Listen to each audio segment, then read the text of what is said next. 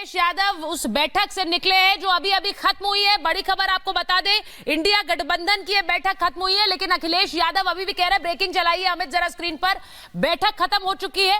3 घंटे के तकरीबन ये बैठक चली है। अखिलेश यादव अभी अभी बैठक से बाहर निकले हैं। शहजाद जी यहाँ स्टूडियो में पूछ रहे हैं कि प्रेस कॉन्फ्रेंस का हिस्सा क्यों नहीं है अखिलेश यादव। सवाल सीधा है, अखिलेश यादव कह रहे हैं इस बैठक से निकलने के बाद, भाटी जी आपके पास आ रही हूं, कह रहे सीट शेयरिंग पर अब चर्चा होगी। अब चर्चा होगी, कब चर्चा होगी? अब तो चुनाव सर पर खड़े हैं सर, सीट शेयरिंग पर कब चर्चा होगी? नहीं, आपकी चिंता वाजिब है और हमें प्रसन्नता है कि आपको हमारे गठबंधन की इतनी चिंता है, और लेकिन आपकी अपेक्षाओं पर खरा उतरते हुए जल्दी से जल्दी करेंगे, जल्दी से जल्दी सीट शेयरिंग करके।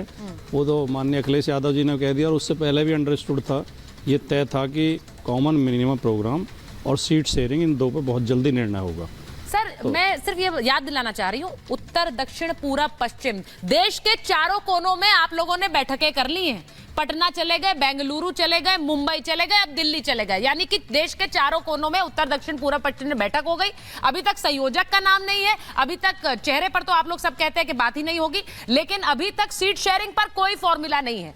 वो कब होगा मुझे नहीं पता है। चुनाव सर पर खड़े, बीजेपी ने तो तैयारी कब की शुरू कर दी। देखिए, मीटिंग में क्या क्या बातें हुई, क्या क्या घोषणा की जाएगी, लेकिन मुझे पक्का ये विश्वास है कि जो आप कह रही हैं कोई बात नहीं हुई है। हाँ। सीट शेयरिंग पर गंभीरतापूर्वक बात हुई होगी और फॉर्मूला तय हो गया होगा, लेकिन उस फार्मूले के तहत किसको कितनी सीटें किस राज्य में मिलेंगी वो अभी सामने आना बाकी है, तो वो बहुत जल्दी आ जाएगा।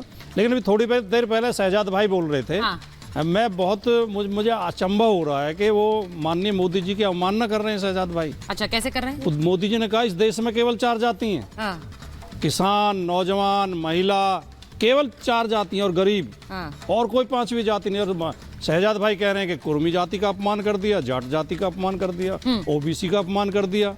तो या तो मोदी जी गलत हैं या शहजाद पूनावाला गलत है। शहजाद जी आप भाटी जी की चिंता बहुत वाजिब है, क्योंकि रेवांत रेड्डी ने कहा था Telangana DNA is better than Bihar Kurmi DNA. उन्होंने ये शब्द इस्तेमाल किए थे, मैंने कोट अनकोट किया, आप बताइए। जाति है ही नहीं, उन्होंने बोला। मुझे क्यों बता रहे हो? रेवांत रेड्डी का बयान है, सुना दो आपको। मेरे पास वीडियो रहते हैं, आपको पता है।